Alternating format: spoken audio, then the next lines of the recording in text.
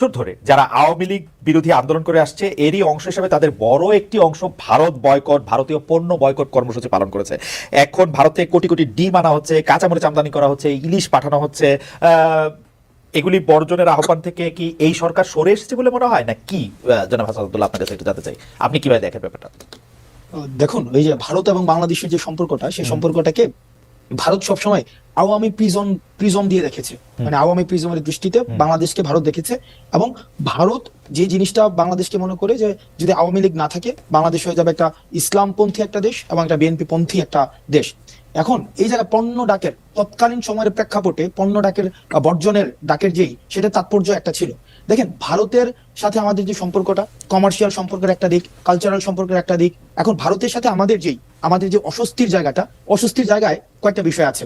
এক নম্বর বিষয় হচ্ছে ভারত সব সময় মনে করে, যেমন রাশা যে কাজটা করে, রাশা ভাষাভাষী পৃথিবীতে যত মানুষ আছে রাশা মনে করে তাদেরকে সেভ করা হচ্ছে, রাশার এটা একটা মেসায়া কমপ্লেক্স, যে আমরা বলেছিলাম যে এটা তাদের দায়িত্ব। ঠিক একইভাবে ভারত মনে করে যে বাংলাদেশে যে আমাদের হিন্দু ভাইরা রয়েছে তাদেরকে সবকিছুতে ব্লাইন্ডলি তাদেরকে শেল্টার দেওয়া, এটা তাদের কাজ। এখন সেটা করতে গিয়ে হিন্দুদের অবস্থান বাংলাদেশে খুব সংকটাপন্ন একটা অবস্থা। ইন্টারন্যাশনাল মিডিয়াতে এটা পোর্ট্রে করার দায়িত্ব, সেটা 2 ধাপ এগিয়ে গিয়ে ভারত এই কাজটা সবসময় করে থাকে। এই কাজটার কারণে কিন্তু জনাব হাসান আব্দুল্লাহ, আপনি বলছেন যে ভারত 2 ধাপ এগিয়ে গিয়ে যেটা করে। আমি যদি 2 ধাপ পিছিয়ে নিয়েও বাংলাদেশের সংখ্যালঘুদের উপর যা যা কিছু হয়েছে, আমি আপনার এগুলি মুখস্থ, আপনি বিভিন্ন জায়গায় বলেন, আমি আর বারবার করে বলছি না। সেই মানে গত 7-8 বছরের মধ্যে রামু থেকে শুরু করে কুমিল্লা মন্দির ভাঙা, এই বছরও নানা ধরনের ঘটনা, আওয়ামী লীগের আমলে জমি দখল থেকে শুরু করে মানুষের প্রতি অত্যাচার। মানে ব্যাপারটা যদি এরকম হইতো, তারা যদি হিন্দুদের প্রোটেক্ট করতে চাইতো, ইন্ডিয়া সবার আগে ভারত আওয়ামী লীগের উপর সমর্থন প্রত্যাহার করা দরকার ছিল, কারণ আওয়ামী লীগের আমলে হিন্দুরা ওয়ার্স্ট সাফারার জমি জমার দিক দিয়ে নানাভাবে। দেখেন না, আওয়ামী লীগের আমলে হিন্দুরা ওয়ার্ড সাফারে, সেটা আপনি অ্যাকনোলেজ করছেন, কিন্তু আওয়ামী লীগ তো সবসময় এই ন্যারেটিভটাকে খুব ভালোভাবে প্রতিষ্ঠিত করেছে, একাডেমিক ভাবে প্রতিষ্ঠিত করেছে। কারণ হচ্ছে আওয়ামী লীগের আমলে সংখ্যালঘুদের জমি, আওয়ামী লীগের আমলে সংখ্যালঘুদের জমি নিয়ে সংখ্যালঘুরা ভয় থাকে, আর যখন আওয়ামী লীগ ছাড়া অন্য কেউ ক্ষমতায় আসে তখন তাদের জান নিয়ে তারা সংকটে পড়ে, তাদের জীবন নিয়ে তারা সংকটে পড়ে। খালেদ ভাই, আমি শেষ মানে সেন্টেন্স কমপ্লিট করার পরে যদি বলেন আমার জন্য সুবিধা হবে। আমি সেন্টেন্সগুলো কমপ্লিট করি কাইন্ডলি প্লিজ। দেখেন, আওয়ামী লীগ সবসময় এই ন্যারেটিভটা প্রতিষ্ঠিত রেখেছে সবসময়, এবং এটাতে আমরা দেখেছি মিডিয়া এখানে ম্যানিপুলেট করেছে, মিডিয়া এখানে ফেলিং করেছে, যে যতদিন পর্যন্ত আওয়ামী লীগ ক্ষমতায় থাকবে ততদিন পর্যন্ত সংখ্যালঘুরা নিরাপদ থাকবে। এখন আপনি বাংলাদেশে ভারতের যে এন্ট্রেন্সটা কিভাবে নিশ্চিত করবেন? অর্থাৎ আমি যদি দেখাতে পারি ইন্টারন্যাশনাল মিডিয়ার মধ্যে বা একটা বৈশ্বিক মানদণ্ডে যদি আমি সেটাকে প্রতিষ্ঠিত করতে পারি যে হিন্দুরা নির্যাতিত হচ্ছে, নিপীড়িত হচ্ছে, তখন ইন্ডিয়ার ইন্টারফিয়ারেন্সটা বাংলাদেশে আমি নিশ্চিত করতে পারি।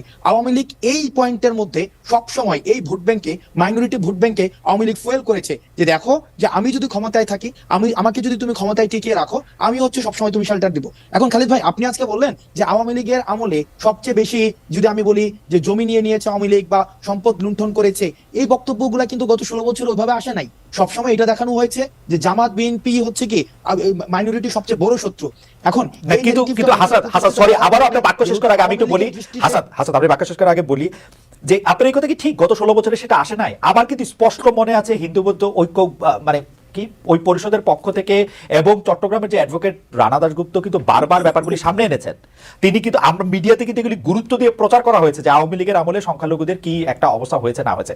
কিন্তু যেটি আওয়ামী লীগের ন্যারেটিভ, আমি আপনার সাথে একমত, ডক্টর রহমান এটা আরো ভালো বলতো, আওয়ামী লীগের যেটি ন্যারেটিভ যে আসলে হিন্দুদেরকে বিভিন্ন রকম মানে চাপের মধ্যে রাখা, যেটি হচ্ছে যে সত্যি সত্যি সাংঘাতিক রকমের দংশনের মধ্যে রাখা, সেটি তো আওয়ামী লীগ না থাকলে আরো বেশি হয়েছে, সেটি তো নিরাপত্তাহীনতা আমরা তো দেখতে পাচ্ছি। এই ব্যাপারটি কি আপনি আসলে অ্যাকনলেজ করেন কিনা?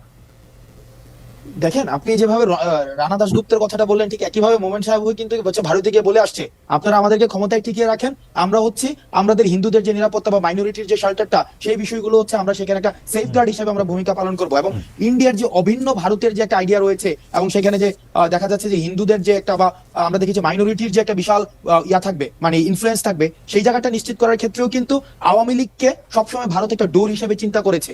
এখন আপনার যে প্রশ্নটি, এই প্রশ্নটিতে আসে, তাহলে তৎকালীন সময় পণ্য বর্জন করার যে একটি ধারণা ছিল, আসলে কি মানুষ এই 16 বছরের ফেসিবাদের জায়গা থেকে আমরা আওয়ামী লীগ এবং ভারতকে কিন্তু সমর্থক শব্দ হিসেবে আমরা দেখেছি। অর্থাৎ আওয়ামী লীগের যত নেকেড ডিসিশন ছিল, যত ইলিগাল ডিসিশন ছিল, সেখানে কিন্তু আমরা ভারতকে দেখেছি ইলিগালি একদম নেকেডলি সাপোর্ট দিয়েছে।